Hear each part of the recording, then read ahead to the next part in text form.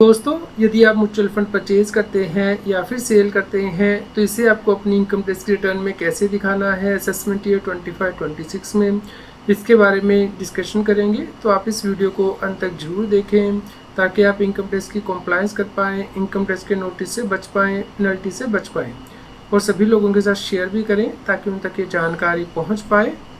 Regular update के लिए C S Satbir Singh YouTube channel subscribe कर लें और नोटिफिकेशन बेल भी प्रेस कर दें। सबसे पहले डिस्कस करते हैं कि यदि आप म्यूचुअल फंड परचेज करते हैं तो इनकम टैक्स रिटर्न में आपको क्या ट्रीटमेंट करना होता है। दोस्तों, सबसे पहले आपको अपना TIS यानी कि टैक्स पेयर इंफॉर्मेशन समरी देखनी होती है जो कि इनकम टैक्स के पोर्टल पे दी होती है। तो दोस्तों, आप यहाँ पे देखेंगे कि आपने यदि म्यूचुअल फंड परचेज किए हैं तो उसकी डिटेल यहाँ पे आती है। तो दोस्तों, आपको इसका फर्दर ब्रेकअप देखना है कि म्यूचुअल फंड कहाँ से परचेज किए गए हैं, क्योंकि यदि म्यूचुअल फंड आपके द्वारा खरीदे गए हैं तो ही आपको इसे एक्सेप्ट करना है। अदरवाइज इनकम टैक्स के पोर्टल पे ये ऑप्शन रहती है कि आप अपनी फीडबैक दे सकते हैं कि जानकारी गलत आ रही है। तो ये बहुत इंपॉर्टेंट है दोस्तों, क्योंकि जो इन्फॉर्मेशन आपसे बिलोंग नहीं करती है उसे आपको रिजेक्ट भी करना होता है। तो दोस्तों, जब आप अपना TIS को फर्दर देखते हैं तो उसमें आप देखेंगे कि किस एजेंसी से आपने म्यूचुअल फंड खरीदे हैं और कौन से खरीदे हैं। जैसे कि आप यहाँ पे देख सकते हैं कि एम्स के थ्रू हमने SBI के म्यूचुअल फंड खरीदे हैं, कि फिन टेक्नोलॉजी के थ्रू म्यूचुअल फंड खरीदे हैं। तो आपने किस सोर्स के थ्रू इन्वेस्टमेंट की है वो यहाँ पे मेंशन किया होता है, कितनी प्रोसेस हुई है और कितनी यहाँ पे एक्सेप्ट की गई है सिस्टम के द्वारा, वो भी यहाँ पे मेंशन किया होता है। तो दोस्तों, आप इसे चेंज भी कर सकते हैं। यदि आपको लगता है कि कोई इन्वेस्टमेंट गलत आ रही है तो आप फीडबैक दे देंगे, तो उसके बाद जो accepted by the tax payer है उसे चेंज कर दिया जाएगा और उस केस में दोबारा से कंफर्मेशन के लिए भेजा जाता है कम्युनिकेशन रिस्पेक्टिव एजेंसी को जिसने कि ये इन्फॉर्मेशन अपलोड की है। तो इसलिए आपको इसे चेक करना है और दोस्तों, इसका फीडबैक ज़रूर देना है कि क्या ये इन्फॉर्मेशन आप इससे बिलोंग करती है। कुछ इन्फॉर्मेशन आपकी TIS में होती है यानी कि समरी होती है, उसकी डिटेल जो है दोस्तों AIS में होती है यानी कि एनुअल इन्फॉर्मेशन स्टेटमेंट में। जैसे कि आप यहाँ पे देख पा रहे हैं, AIS के अंतर्गत यहाँ पे बताया गया है कि आपने किस क्वार्टर में जो है वो परचेज़ किए हैं और कितने म्यूचुअल फंड परचेज़ किए हैं, टोटल सेल वैल्यू क्या है, स्टेटस एक्टिव है या इनएक्टिव। एक्टिव का मतलब है कि इन्फॉर्मेशन अभी भी सही है, क्योंकि इनएक्टिव यदि होती है तो इसका मतलब है कि जो सोर्स है उसने इन्फॉर्मेशन को विड्रॉ कर लिया है। तो दोस्तों, एक्टिव इन्फॉर्मेशन के ऊपर आपको फीडबैक देनी है कि क्या ये सही है। दोस्तों, आपको ये बताना है कि जो भी आपने इन्वेस्टमेंट की है उसके सोर्सेज क्या हैं। मान लीजिए आपने यहाँ पे म्यूचुअल फंड परचेज किए हैं 1,64,992 रुपये के, तो क्या आपने अपनी सैलरी की इनकम से ये परचेज किए हैं तो आपको सैलरी की इनकम को टैक्स के लिए ऑफर करना होता है। इसी प्रकार दोस्तों, मान लीजिए आपको आपके पेरेंट ने गिफ्ट दिया था जिसमें से कि आपने ये अमाउंट परचेज किया है, तो गिफ्ट तो टैक्सेबल नहीं है, इनकम टैक्स रिटर्न में उसकी रिपोर्टिंग नहीं होती है। लेकिन यदि नॉन रिलेटिव ने यानी कि जो व्यक्ति आपका रिश्तेदार नहीं है उसने आपको गिफ्ट दिया है तो वो टैक्सेबल होता है। यदि टोटल वैल्यू 50,000 से ज़्यादा है ड्यूरिंग द ईयर तो accordingly income from other source में आपको ऑफर करना होता है। तो दोस्तों, इस प्रकार आपको परचेज के सोर्स देखने हैं कि परचेज करने के लिए पैसा कहाँ से आया।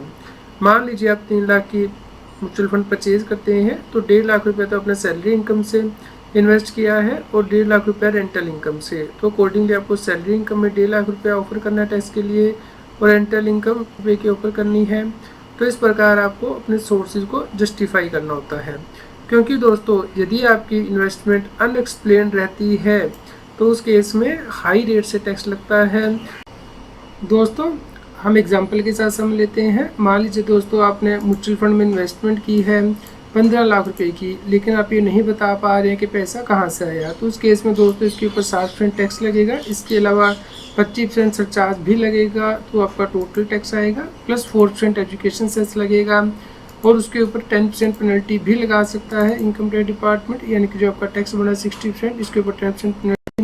तो इस प्रकार 15 लाख में से 12,60,000 रुपये तक का टैक्स रिकवर किया जा सकता है with surcharge, cess and penalty. तो इस प्रकार ऑलमोस्ट 84% जो टैक्स है वो लगता है अनएक्सप्लेन इन्वेस्टमेंट पे। दोस्तों, अब डिस्कस कर लेते हैं कि म्यूचुअल फंड की सेल को आपको कैसे दिखाना होता है। दोस्तों, इसके लिए सबसे पहले आपको जो कैपिटल गेन या फिर लॉस की समरी है वो बनानी है, क्योंकि आपको up to 15 June separate figure दिखानी होती है कितना आपका कैपिटल गेन हुआ है और उसके बाद दोस्तों आपको सेपरेट फिगर ऐसे दिखानी है जैसे कि आप स्क्रीन पे देख सकते हैं। लेकिन दोस्तों अब असेसमेंट ईयर 25-26 में मेजर चेंज हुआ था, जिसकी वजह से कि अब आपको ये जो फिगर है 16 जून टू 50 सितंबर इसका फर्दर ब्रेकअप करना होगा।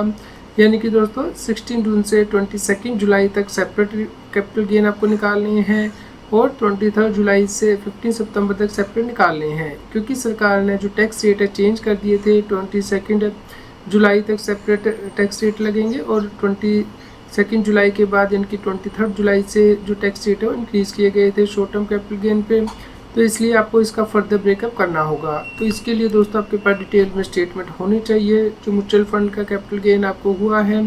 तो जैसे कि आप यहाँ पे देख सकते हैं कि ये जो 22 जुलाई तक की आपको जो कैपिटल गेन हुए हैं ये सेपरेटली रिपोर्ट करने हैं शॉर्ट टर्म कैपिटल गेन, और उसके बाद जो कैपिटल गेन हुए हैं 23 जुलाई के बाद वो आपको सेपरेटली रिपोर्ट करने हैं अपनी इनकम टैक्स रिटर्न में, क्योंकि सरकार ने टैक्स रेट चेंज कर दिए हैं। दोस्तों म्यूचुअल फंड पे टैक्स किस प्रकार लगेगा ये डिपेंड करता है कि आपका होल्डिंग पीरियड कितना है। यानी कि लिस्टेड सिक्योरिटी के केस में देखा जाता है कि यदि आप 12 महीने के अंदर ही सेल कर देते हैं परचेज करने के तो शॉर्ट टर्म कैपिटल गेन होता है। यदि 12 महीने तक होल्ड करके रखने के बाद बेचते हैं तो लॉन्ग टर्म कैपिटल गेन होता है। दोस्तों जो लॉन्ग टर्म कैपिटल गेन है, यदि आप equity oriented mutual fund sell करते हैं तो यदि 23 जुलाई 2024 से पहले अपने सेल किए हैं तो long term capital gain tax 10% है, और अगर आप 23 जुलाई 2024 के बाद बेचते हैं तो long term capital gain tax 12.5% सरकार ने किया था। यहाँ पे आपको ध्यान रखना है कि यदि आपका लॉन्ग टर्म कैपिटल गेन 1,25,000 से एक्सीड करेगा तो ही टैक्सेबल होगा। मान लीजिए 2 लाख का आपको गेन हुआ है, इसमें से 1,25,000 लेस कर देंगे तो जो 75,000 होगा उसके ऊपर टैक्स चार्ज किया जाएगा। दोस्तों यहाँ पे आपको डिडक्शन मिलती हैं यदि आप equity oriented mutual fund sell करते हैं। तो रेजिडेंट के केस में वो आपको अपनी बेसिक एग्जम्पशन लिमिट को भी सेटअप कर सकता है और 1,25,000 को भी, जो कि हमने अभी डिस्कस किया। लेकिन यदि व्यक्ति नॉन रेजिडेंट है तो वो बेसिक एग्जम्पशन लिमिट को सेटअप नहीं कर सकता, जो कि 3 लाख रुपये की होती है। लेकिन 1,25,000 की जो एग्जम्पशन है वो उसे मिलती है लॉन्ग टर्म कैपिटल गेन से। दोस्तों यदि आपका आता है short term capital gain equity oriented mutual fund को सेल करने से, तो 23 जुलाई 2024 से पहले आपने सेल किए हैं तो short term capital gain tax 15% है, और यदि आपने 23 जुलाई 2024 के बाद बेचे हैं तो उस केस में short term capital gain tax 20% है। दोस्तों शॉर्ट टर्म कैपिटल गेन पे कैलकुलेशन कैसे होनी है ये आप यहाँ पे देख सकते हैं कि आपको यहाँ पे डालना होगा कि आपको जो शॉर्ट टर्म कैपिटल गेन है वो किस पीरियड के बीच में हुए, यानी कि 23 जुलाई से पहले हुए हैं तो यहाँ पे एंट्री करनी है। अगर 23 जुलाई के बाद हुए हैं तो यहाँ एंट्री करेंगे। तो 23 जुलाई के बाद यदि आपको हुए कैपिटल गेन तो उसके ऊपर 20% टैक्स लगेगा शॉर्ट टर्म, और अगर उससे पहले हुए हैं तो 15% टैक्स लगता है। तो आप यहाँ पे देख सकते हैं जो 15% एंड 20% टैक्स यहाँ पे कैलकुलेट कर दिया गया है। तो दोस्तों क्या आप इसके ऊपर टैक्स रिबेट ले सकते हैं? आंसर नहीं दोस्तों। इनकम टैक्स की जो यूटिलिटी है, कैलकुलेटर है, वो आपको टैक्स रिबेट नहीं दे रहा है। जैसे कि आप यहाँ पे देख सकते हैं हमारी नॉर्मल इनकम 3 लाख थी और 30,000 शॉर्ट टर्म कैपिटल गेन थे म्यूचुअल फंड से, तो हमें जो टैक्स रिबेट है वो यहाँ पे नहीं दी गई है जो स्पेशल रेट की इनकम है उसके ऊपर। जैसे कि आप यहाँ पे देख सकते हैं टैक्स रिबेट नहीं मिल रही है, तो आपको टैक्स प्लस 4% एजुकेशन सेस पे करने के लिए कहा जा रहा है। तो ये लिटिगेटेड मैटर है दोस्तों। असेसमेंट ईयर 25-26 में आपको टैक्स रिबेट मिलेगी या नहीं, इसके लिए एक्ट में कोई शिक्षा नहीं है कि नहीं मिलेगी। हमने अपील फाइल की थी जहाँ पे कि अपीलेट अथॉरिटी ने कहा कि टैक्स रिबेट मिलेगी आपको असेसमेंट ईयर 25-26 में भी। दोस्तों आपको ITR 2 या ITR 3 फाइल करनी है यदि आपका शॉर्ट टर्म कैपिटल गेन है या फिर लॉस है या आप लॉस को कैरी फॉरवर्ड करना चाहते हैं। लेकिन यदि आपका सिर्फ लॉन्ग टर्म कैपिटल गेन है 1,25,000 रुपये तक का इक्विटी ओरिएंटेड म्यूचुअल फंड को सेल करने से, तो आप ITR 1 या ITR 4 फाइल कर सकते हैं। दोस्तों उम्मीद करते हैं कि आपके लिए यह न्यूज़ यूजफुल रही होगी। रेगुलर अपडेट के लिए आप हमारे व्हाट्सएप चैनल को सब्सक्राइब कर लें। QR कोड स्क्रीन पे भी दिया गया है, लिंक कमेंट में पिन किया गया है, ताकि आपको इनकम टैक्स की रेगुलर अपडेट आपके मोबाइल पे ही मिलते रहें। इनकम टैक्स की और अधिक जानकारी के लिए आप CS एडवाइसिंग यूट्यूब चैनल पे जाके प्लेलिस्ट में जाके टॉपिक वाइज प्लेलिस्ट देख सकते हैं कि इनकम टैक्स में कौन से नए बदलाव हो रहे हैं, जैसे कि इनकम टैक्स अपडेट के अंतर्गत या फिर डायरेक्ट टैक्स कोड के अंतर्गत। रेगुलर टैक्स अपडेट के लिए इस चैनल को सब्सक्राइब करें। आप हमें टेलीग्राम ऐप CS एडवाइसिंग टैक्सील पे ज्वाइन कर सकते हैं ताकि आप GST और इनकम टैक्स के रेगुलर अपडेट अपने मोबाइल पर ही प्राप्त कर सकें।